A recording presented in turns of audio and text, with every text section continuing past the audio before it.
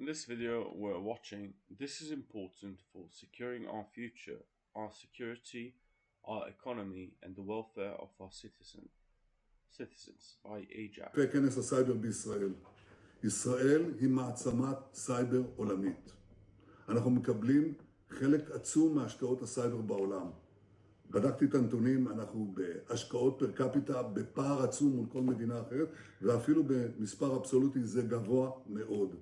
זה בא בזכות, קודם כל החלטה שקיבלנו לפני 12 שנים, אמרתי שאנחנו חייבים להציב את ישראל במקום מוביל בעולם בתחום הזה, וזה יתאפשר בגלל הגאוניות שטבועה בעם שלנו, בנשים ובגברים שהקימו את הסטארט-אפים ובאמת הפתיעו את העולם. כל העולם מגיע הנה כדי ללמוד, לראות את זה, והם באים גם למרכז הסייבר הלאומי, שהוא בעצם מרכז סייבר עולמי.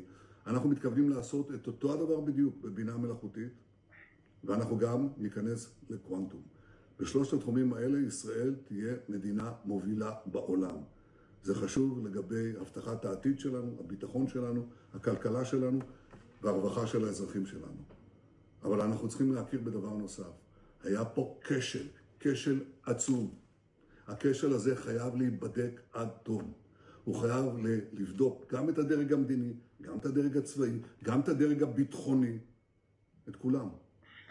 ואני חושב שהדבר הזה אפשרי רק אם אנחנו עושים את זה בוועדת בדיקה לאומית רחבה, שאינה תפורה לצד אחד או לצד אחר. דבר דומה נעשה בארצות הברית.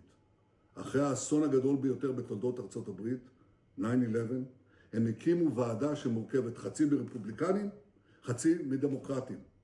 לא היה יתרון לאף אחד, וכל אחד יכול היה להביא כל שאלה וכל אדם שהצדדים רצו להעלות. זה מה שיהיה גם כאן.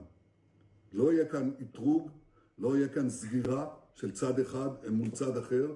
כולם יביאו וכולם ישאלו, ורק כך נגיע לאמת. זה מה שצריך לעשות, זה גם מה שיעשה.